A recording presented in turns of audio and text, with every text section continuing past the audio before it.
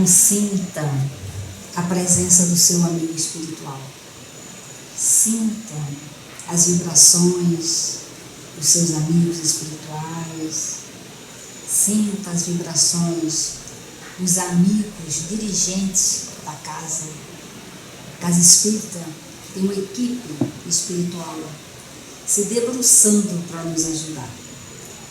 É importante que todos que frequentam um momento como esse de estudos leiam o livro chamado Na Seara do Bem, para entender o que está acontecendo aqui agora no mundo espiritual, no momento de um estudo.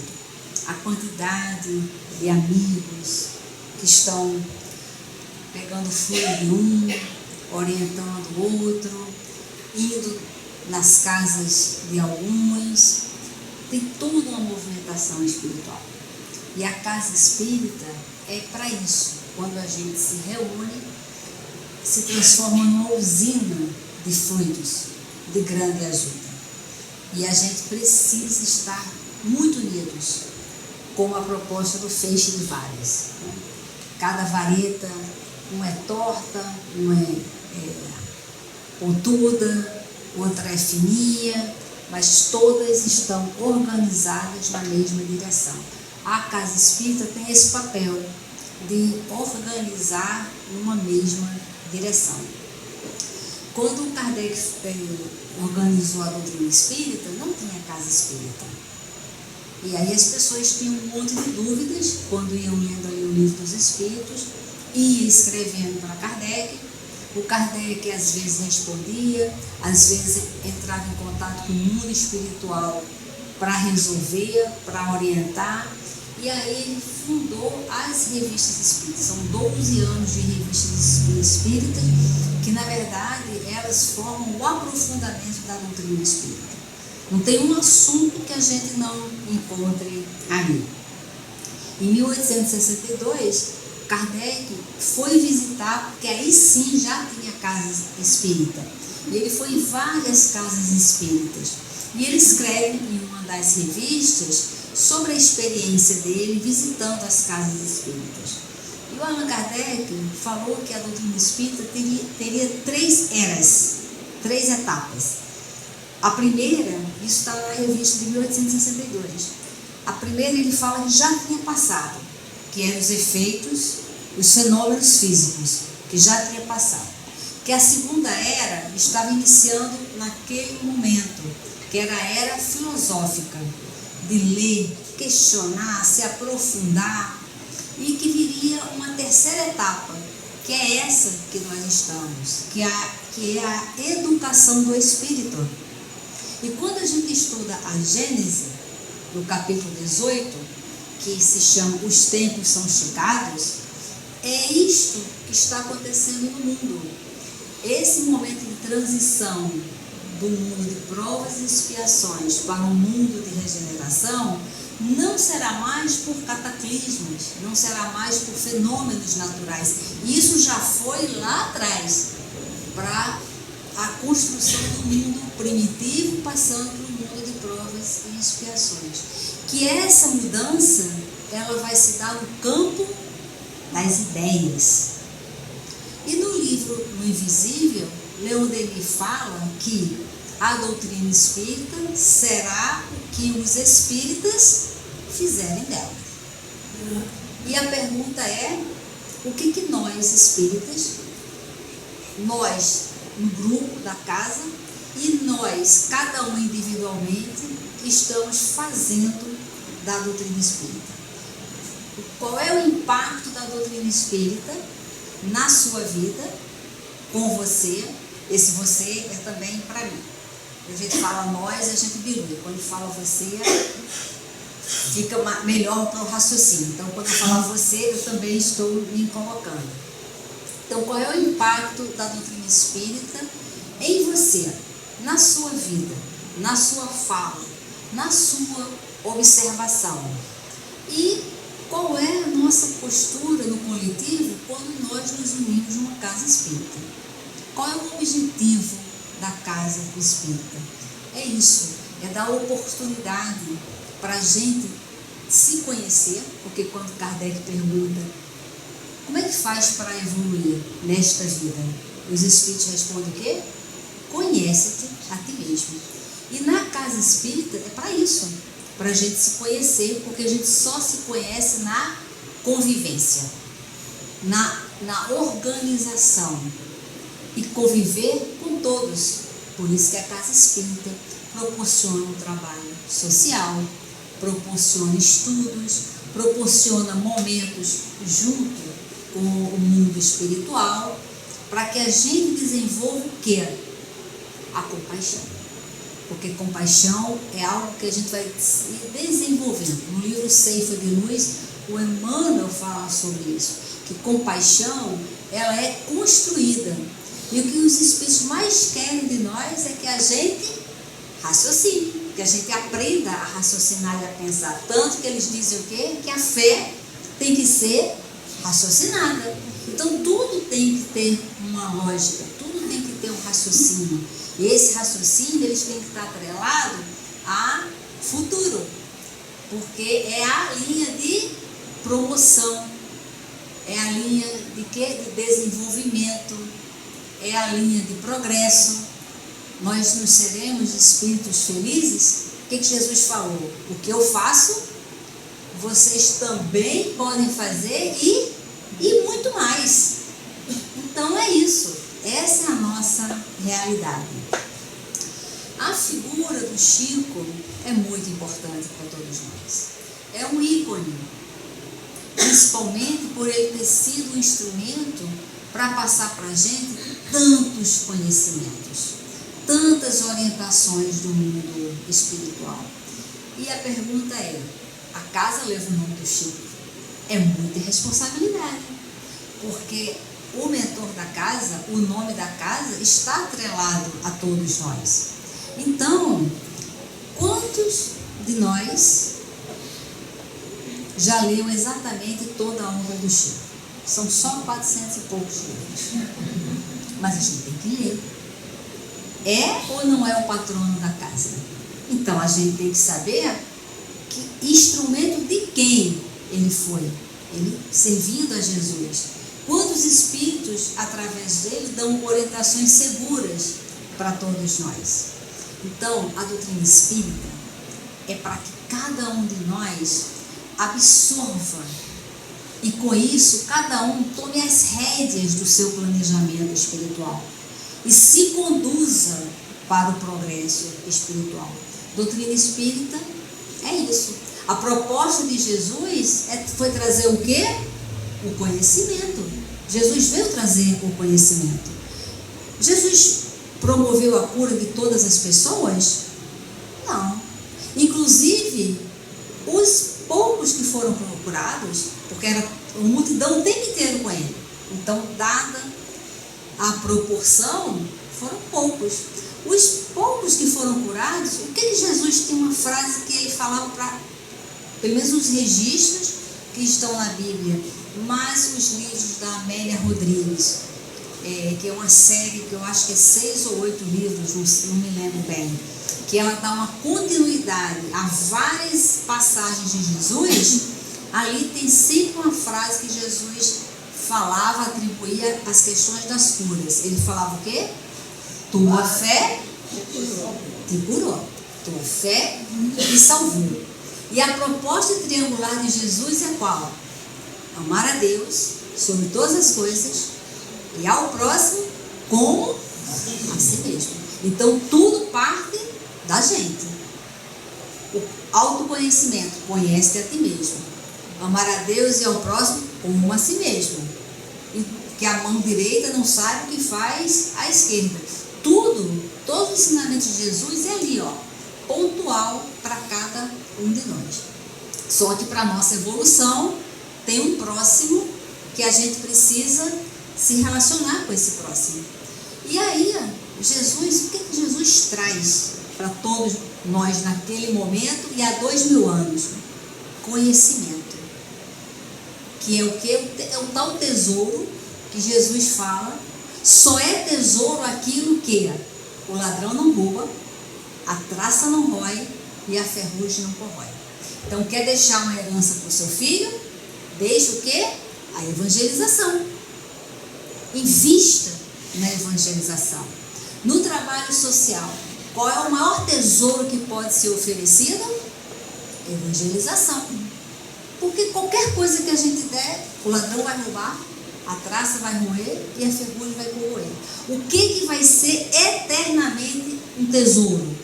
O conhecimento, o raciocínio que somos imortais, somos filhos de Deus, estamos vindo de várias reencarnações, estamos indo para outras tantas. Então, ser reencarnacionista não é só daqui para trás. Ah, eu sou reencarnacionista, estou com problema com a minha filha, então eu acho que no passado eu matei ela ou ela me matou e somos inimigas. Ser reencarnacionista é: estou com problema com a minha filha, não quero mais. Então, o que eu posso fazer de fato nesta reencarnação para me dar um retorno já nesta, mas com a visão de futuro? Então, estudar é a gente se libertar. Conhecereis a verdade e a verdade vos libertará. E o conteúdo do livro de hoje é o Conduta Espírita. É um livro que ele é uma bússola para a gente. Porque quando a gente adquire o conhecimento, é esse tesouro incrível. A Sueli Caldas Schubert, que é uma médium, né, uma grande estudiosa, uma médium ostensiva, muito amiga do Chico, muito amiga do Divaldo. No seminário que ela fez em 2017, ela conta que ela se prepara e ela estuda muito no mundo espiritual em desdobramento. Ou seja, o corpo está dormindo, ela é espírito, como todos nós saímos em desdobramento, só que ela sabe para onde vai e a gente não sabe quando a gente não se organiza para determinar para onde a gente quer ir. Através das preces, através dos nossos desejos, através do que a gente mais pensa durante o dia. Quando a gente tiver desdobramento, é junto desse pensamento que a gente vai estar. Então, de desdobramento no mundo espiritual, ela foi levada a uma palestra e quando ela chega é um grande teatro e quem está falando na palestra é o Divaldo, que também está no desdobramento. Esse fenômeno a gente vê no livro Psicografia do Chico, pelo Espírito André Luiz, nos domínios da mediunidade. Logo no primeiro capítulo aborda essa questão. E ela está lá, feliz da vida, porque ela está assistindo o estudo do Divaldo. E aí, passaram-se uns 10 minutos, o Divaldo falando, e aí ele fala uma bobagem. E aí ela fica, ué, será que ele falou isso mesmo? Aí ela começou a prestar mais atenção. Aí, 10 minutos ele falando, a doutrina espírita, redondinha, passou 10 minutos, jogou uma outra bobagem. Aí ela falou, não, ele falou isso. Mas por que o Divaldo está falando isso? Isso está errado. E aí ela ficou muito atenta. Aí ela focou em cada palavra. Ele passou uns 15 minutos falando, tudo ok. Depois de uns 15 minutos, ele manda uma outra mensagem totalmente antidoutrinária. Nessa terceira vez, ela fala, está errado. E quando ela fala, está errado, o que acontece? Ela sai da vibração, da sensação, a sensação de estar vendo o amigo, a sensação de estar todo mundo ali escutando o Divaldo, e ela vai para uma outra faixa, que é a faixa da razão. E quando ela entra nessa faixa da razão que ela olha, não é o Divaldo. É um espírito que no mundo espiritual se passava por ele. É possível isso? O perispírito, que é plástico e é moldado. Hoje, com inteligência artificial, com máscaras altamente bem feitas, as pessoas estão se passando por outras, avaliando o mundo espiritual, né? Então, quando o conhecimento dela, falando isto é errado, ela sai da sensação, vai para a razão, para a fé raciocinada, e isso descortina para ela que aquilo ali estava sendo uma fraude. E qual era o objetivo? Ela foi conversar com o Divaldo. Esses espíritos, depois ela viu que são muitos, que se passam pelo Divaldo, por outras pessoas, atraem a multidão pela sensação, muitos não estudam, estão distraídos, aqueles espíritos lançam ideias antidoutrinárias que se fixam, até por conta dos nossos interesses materiais, se fixam, acordamos e vamos perturbar a casa espírita. Vamos trazer ideias antidoutrinárias e começar muitas confusões e questões. Lembra no livro A Gênese, os tempos são chegados, que o grande problema são conflitos das ideias, que é o que estão acontecendo hoje. Então, estudar traz para a gente uma segurança.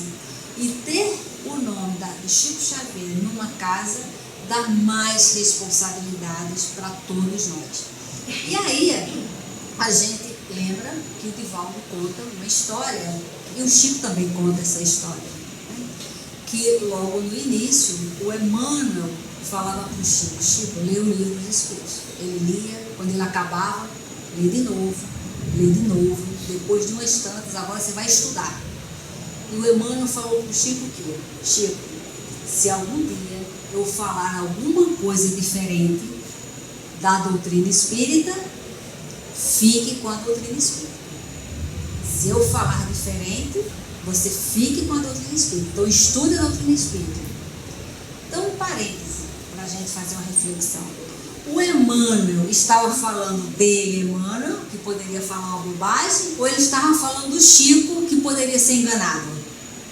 Porque qualquer espírito pode se passar por Emmanuel e falar. E a gente vai ver isso no livro Trilhos da Libertação, que é a psicografia do Manuel Filomeno Miranda, pelo Divaldo, que é um médium que ele começa até com a esposa dele, né? A esposa dele vai desvirtuando um pouco, porque ela começa a receber presentes e vai tentando convencer ele de algumas coisas, ele vai cedendo, dando brecha, os obsessores vão chegando e vão se passando pelo mentor dele e falando coisas diferentes.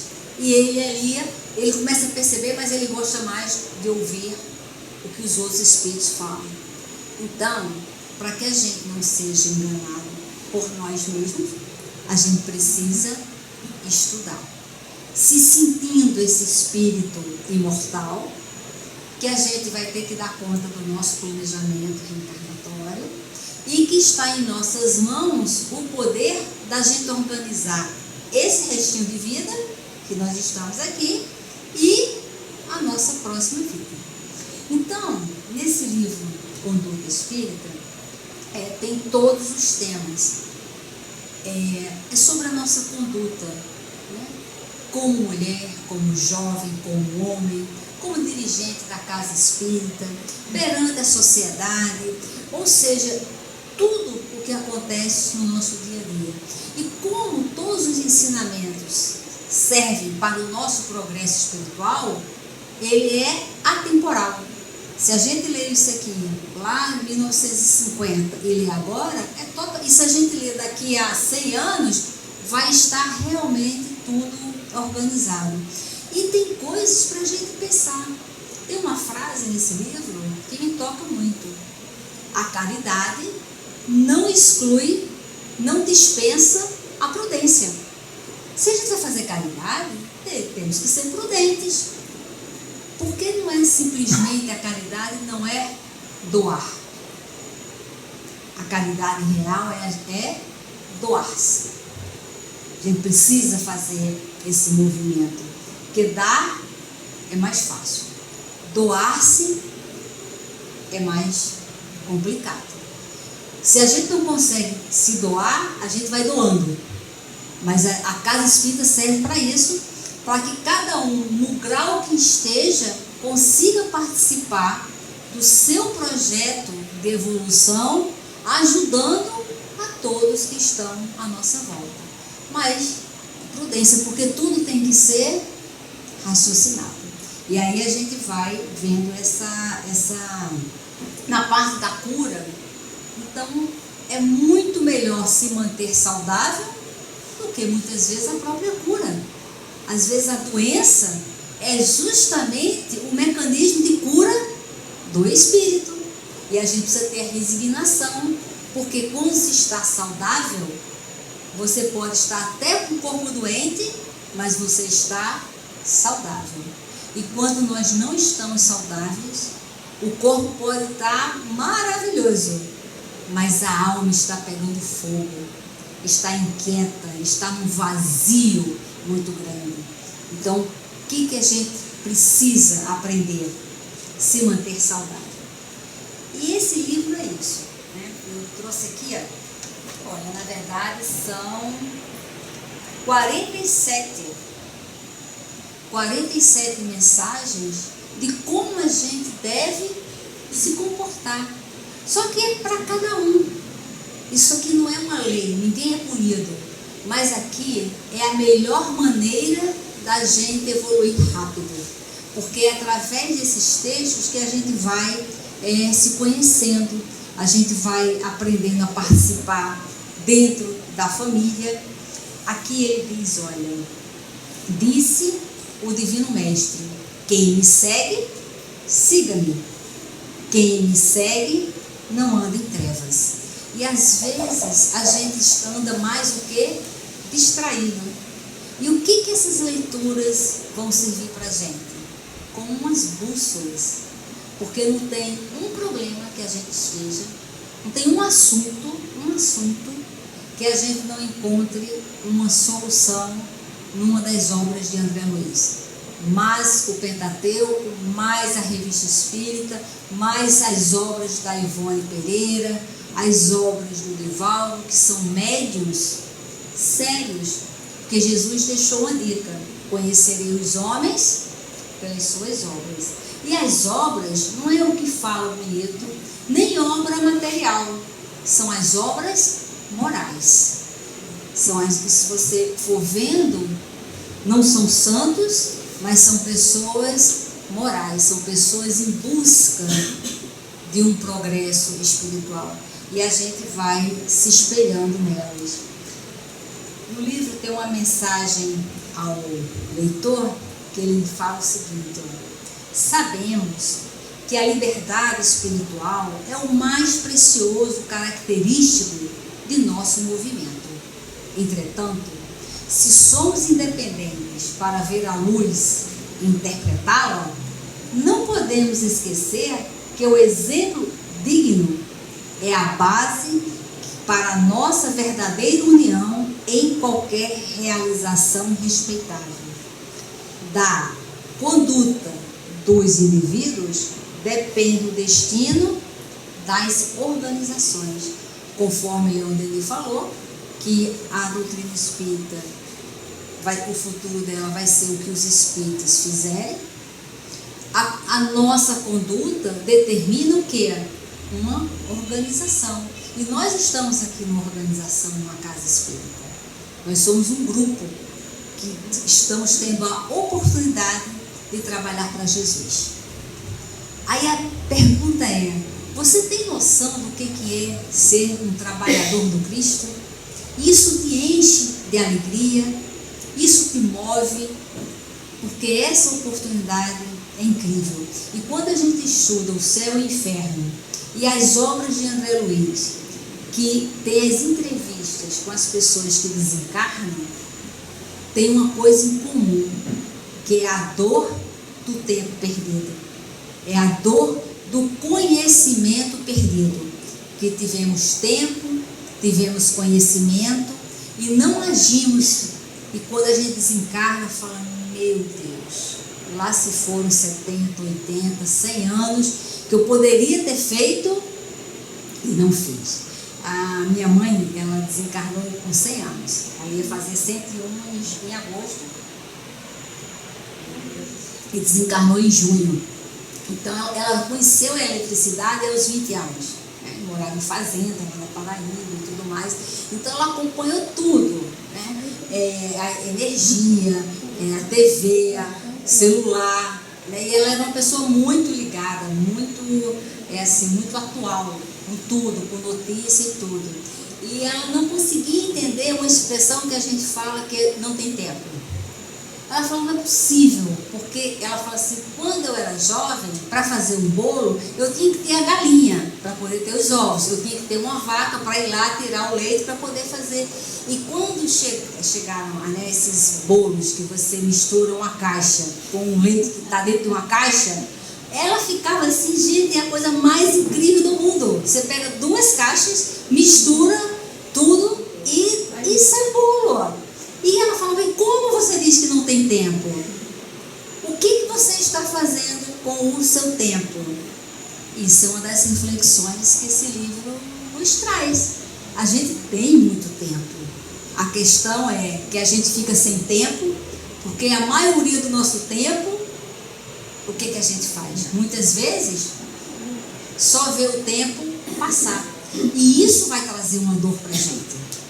A gente tem que se despertar. Leia lá, vai lá no livro Céu e Inferno, para a gente poder entender todos aqueles depoimentos dos Espíritos. Então, entre vários 47 posicionamentos que ele nos dá, eu trouxe alguns. Por exemplo, a nossa conduta na sociedade. Então, alguns trechinhos, sabe? Olha o que ele fala.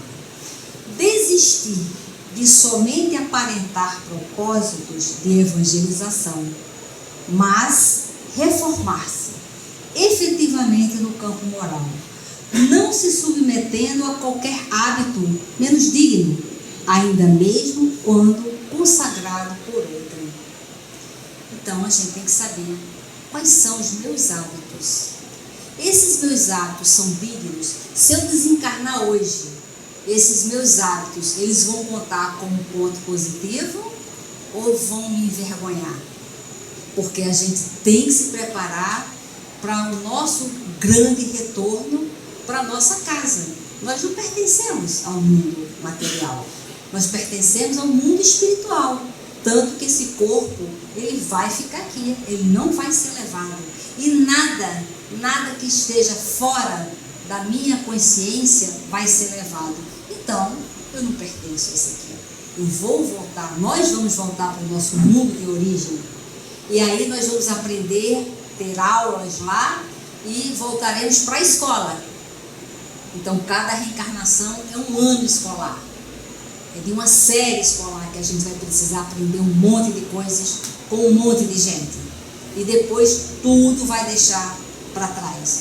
Então, nós já fomos brancos, pretos, índios, amarelos, já nascemos na Europa, na África, no velho continente, muitos de nós já podem ter tido alguma reencarnação em outro mundo para ter as experiências. Tantas coisas nós já tivemos.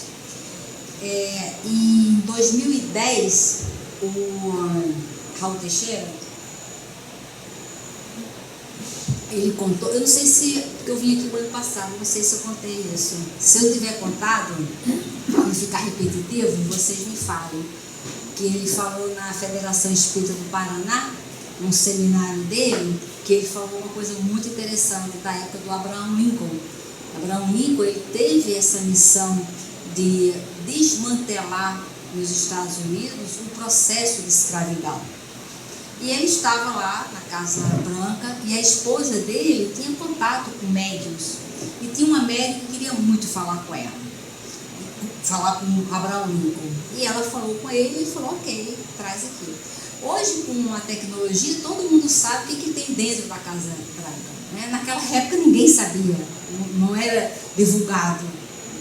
E aí quando ela vai entrando, ela fala, olha, o espírito do Daniel, o website, e aí ela estava numa sala que tinha os grandes senadores, que foi um senador, que é aquele ali, e o senador, através da mediunidade dela, fala, olha, Lincoln, o meu planejamento era para dar início ao processo de acabar com a escravidão. Só que quando eu cheguei no poder, eu vi que era tão complicado e eu resolvi deixar para lá. fracassei na minha missão como político. E a sua missão, Lincoln, é esta. Eu venho aqui te falar para que você não desista, te fortalecer. E o Lincoln realmente foi um grande homem. E foi a grande guerra dos Estados Unidos, o norte contra o sul, porque a metade queria abolir os escravos e a outra metade não queria. E foi uma grande guerra. E um dia o Lincoln estava no teatro, o John Wilkes Booth, que era um homem branco, rico, com muitos escravos, e ele achava um absurdo abolir os escravos. E aí, como ele era muito rico, ele estava ali naquele mesmo ambiente do Lincoln, e ele chegou e falou: presidente. Quando o Lincoln olhou, o que ele fez? Deu um tiro no Lincoln, e o Lincoln morreu no auge das negociações, e tudo ali atrasou mais ainda o processo lá. Lincoln morreu com muita tranquilidade, sem querer vingança, olhou para o Bruce e e seguiu a vida dele. Passaram-se uns anos, quem morre? O John Wilkes morre. E é recebido por quem? Por Lincoln. E ele leva um choque.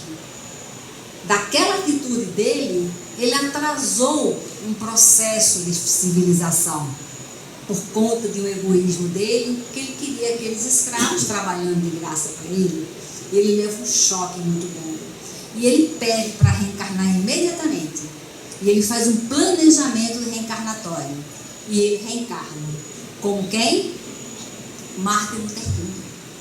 Então, ele foi aquele branco, rico, que escravizava, que matou uma pessoa que estava abolindo a escravidão, e reencarna como negro, com o objetivo de trazer o quê?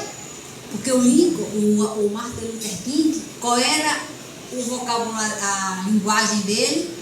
Todos somos irmãos, não existe cor, somos irmãos. Então ele queria a liberdade, mas pela paz, não pela guerra, porque ele sabia quem ele era. E aquele famoso discurso dele: eu tive um sonho. E quando ele descreve, é justamente a conversa que ele teve com Abraham Lincoln no mundo espiritual. Então, pobre, rico, preto, branco, com saúde, sem saúde, cada reencarnação nós temos. Mas que a nossa fala na sociedade seja sempre de união. Sempre. Não existe uns contra os outros.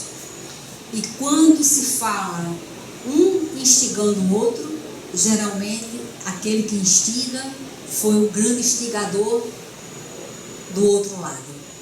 Divaldo sempre fala disso, né? Então, aqui quando ele fala, a condição social é apenas apresentação passageira e todos os papéis são permutáveis na sucessão das existências. Então são papéis que nós estamos tendo aqui, o pobre, o rico. Por isso que o assistido, nós também somos assistidos. A única diferença é que a gente mora em lugares diferentes, mas que a gente muitas vezes precisa da mesma coisa. E qual é o tesouro que a gente tem que dar? É o que o ladrão não vai roubar. Hoje as nossas políticas públicas é muito rica.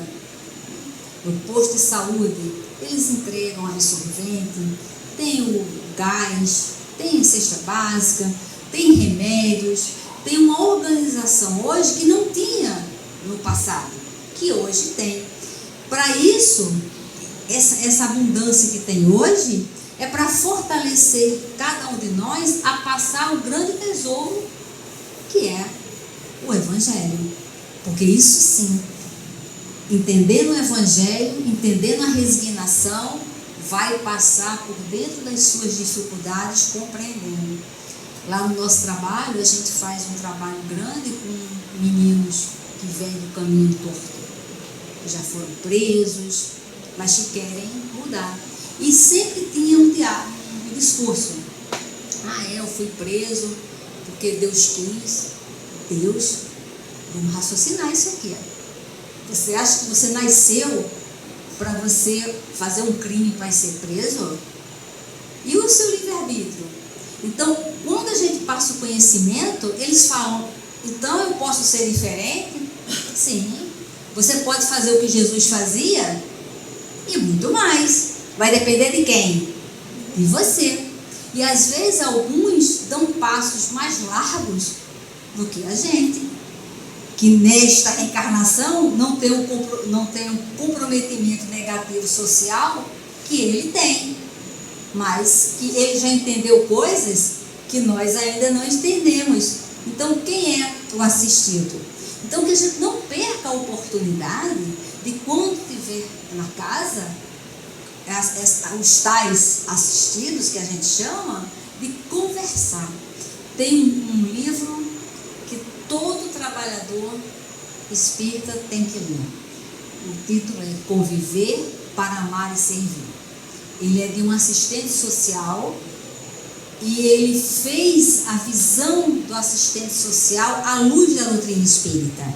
É um livro da FEB, maravilhoso. Da mesma forma que tem a AME, né, a Associação Médico Espírita, que é a medicina da terra à luz da doutrina espírita, tem essa parte, porque ele faz esse livro em cima do livro Paulo Estevam, da Casa do Caminho.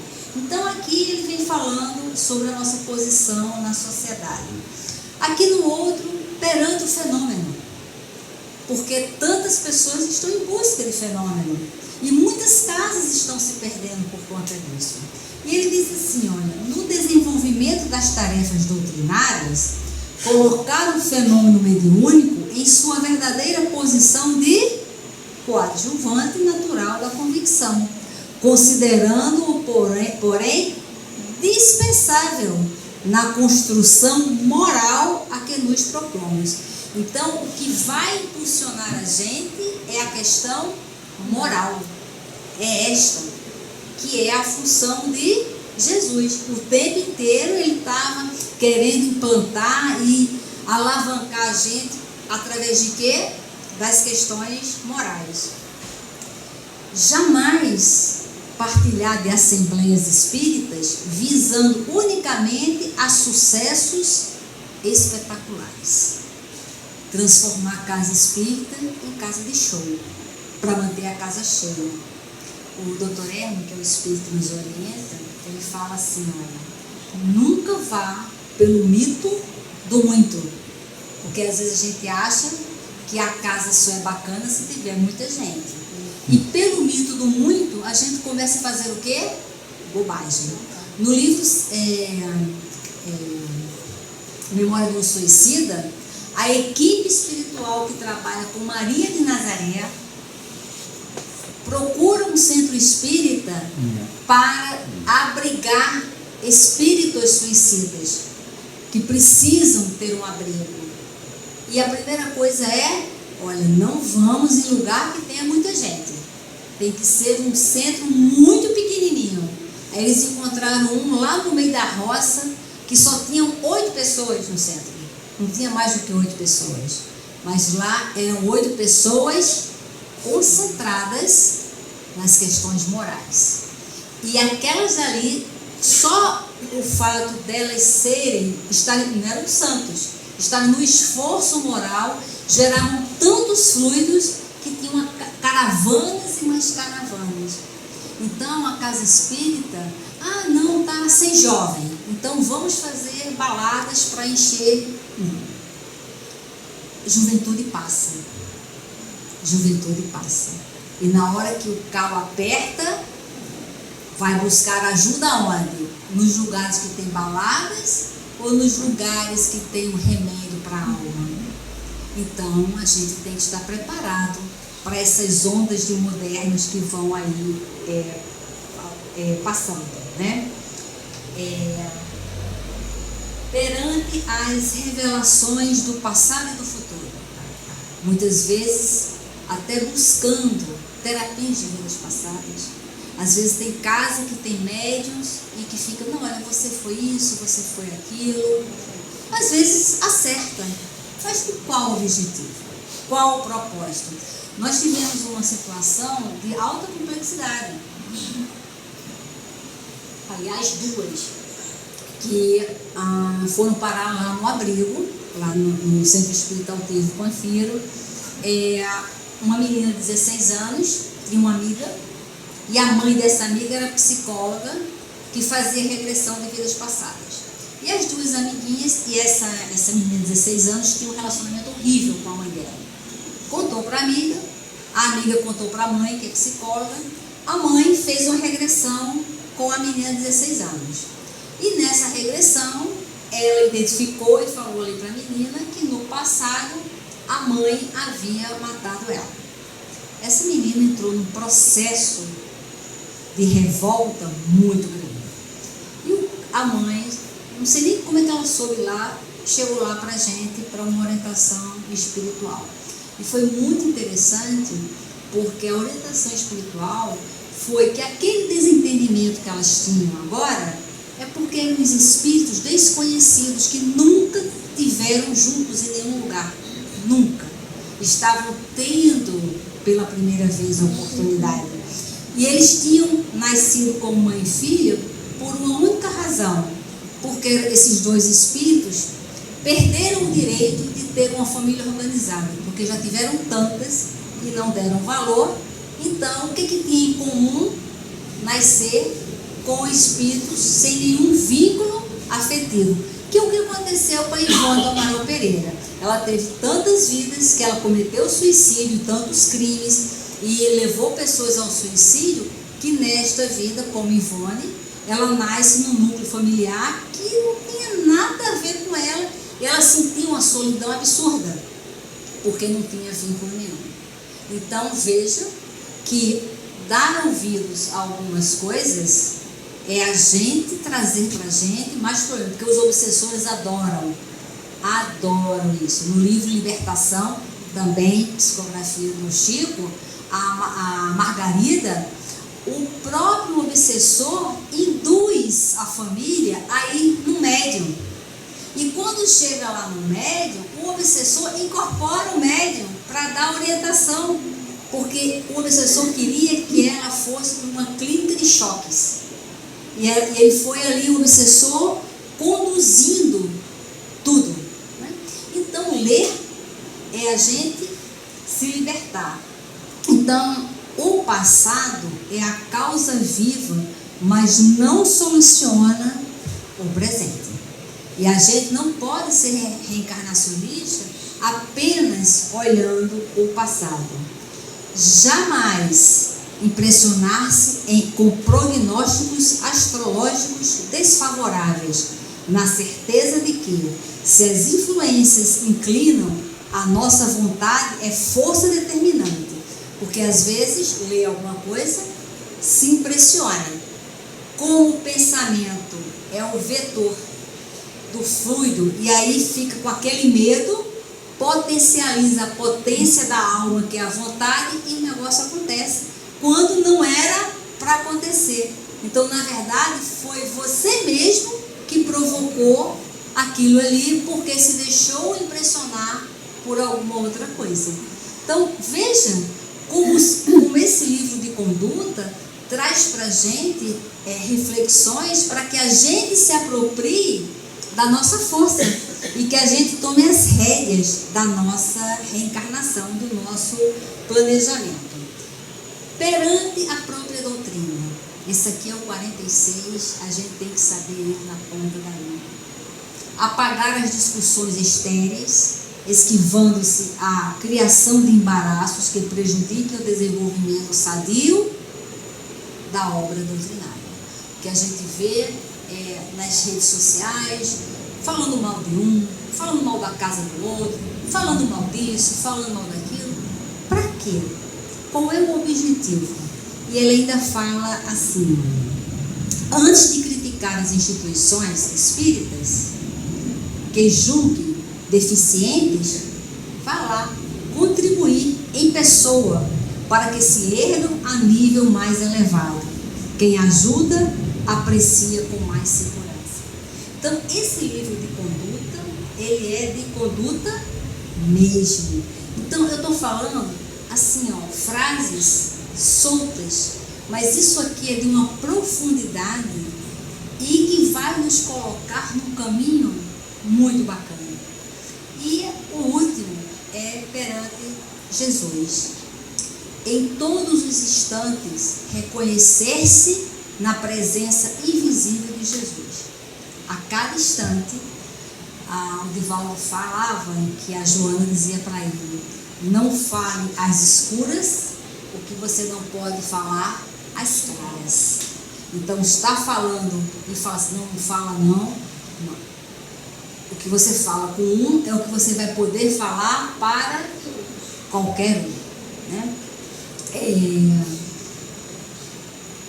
Sem exclusão de hora ou local, precaver-se contra o reproche e a irreverência para com a divina orientação. O acatamento é prece silenciosa. Então, muitas vezes, até para querer encher uma casa espírita, a gente começa a fazer coisas de comédias, de deboche, porque a comédia, ela só faz você rir se tiver um deboche. Comédia é ótimo, no cinema, no teatro. Gente, vamos assistir um teatro, tem uma comédia maravilhosa. É para isso. Casa espírita é para reflexão do espírito, não é para rir. Pode-se falar uma coisa engraçada, uma coisa alegre é diferente de uma coisa cômica. Por exemplo, se eu falar assim, olha, aí estava a Madre Teresa de Calcutá e a Princesa Diana. As duas estavam conversando, e vocês sabem, né, gente, a Princesa Diana com aquela pele linda, maravilhosa que ela tem.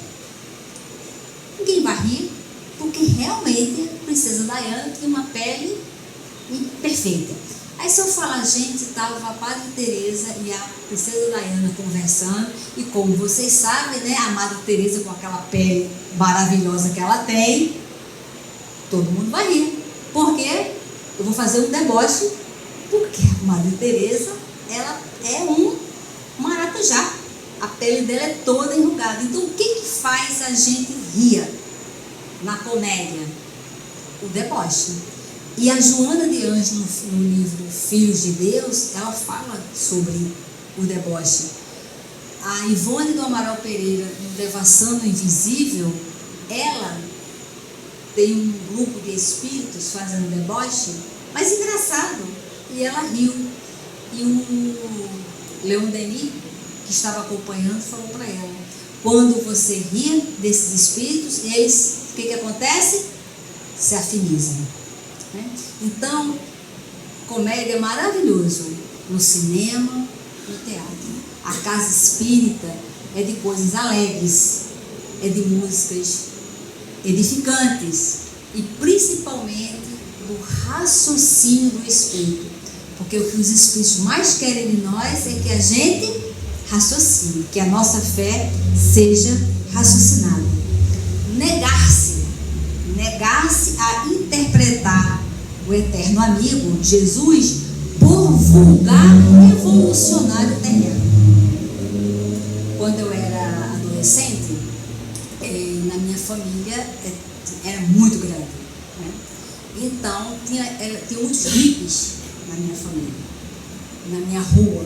E eles falavam que Jesus era um hippie, porque era cabeludo, andava com aquelas roupas de bata, com chinelão. Eu não conhecia Jesus, mas eu conhecia os hippies. Eu falava, não é possível, será que ele é isso aqui? Porque eu conhecia os hippies. Depois, eu, um pouquinho mais velha, minha família, na rua que eu morava, tinha muitos políticos. E muitos falavam que Jesus era um revolucionário. Na época eu não conhecia Jesus, mas eu conhecia aqueles revolucionários. E que de revolucionários, eles também não tinham nada. E eu falava, meu Deus. E eu fui me afastando de religião. Muito de religião. E eu vim conhecer Jesus quando eu tinha 40 anos de idade. Eu estou com 62. Pouco tempo. Quando eu cheguei na doutrina espírita. Por acaso. E eu cheguei por acaso mesmo, porque eu fui com uma amiga E a gente ia jantar e ela falou: Iberê, eu já iria dar passe na casa espírita. Eu falei: casa espírita? Não sabia nem o que era. Até 2002, eu nunca na minha vida tinha ouvido falar de Chico Xavier, Allan Kardec e doutrina espírita. E Jesus, nenhum contato, porque eu nunca fui de nenhuma religião. Então, aonde é que eu fui apresentada a Jesus? Na doutrina espírita. E fez todo sentido. E aqui, esse livro foi um dos primeiros livros que eu li. E fala isso: negar-se a interpretar ele como um revolucionário terreno. Jesus veio para nos libertar. Ele é o Salvador porque ele aponta o caminho. E o caminho é a gente tomar conta das rédeas da nossa evolução. Em todas as circunstâncias, eleger no Senhor Jesus o mestre invariável de cada dia. Somos o rebanho. Jesus é o divino pastor. Isso está relacionado a um trechinho da carta de Paulo aos Colossenses, capítulo 3. E tudo quando fizerdes, fazei-o de todo o coração, como ao Senhor, e não aos homens. Então, que esse livro, Conduta Espírita, ele seja para nós um livro de cabeceira, para que cada dia a gente vá lendo. São trechos curtos e que a partir de hoje a gente nunca deixe de lê-lo. Quando encerrar, que a gente volte e a gente vai buscando colocar na prática, porque isso sim é a nossa salvação. E muita paz.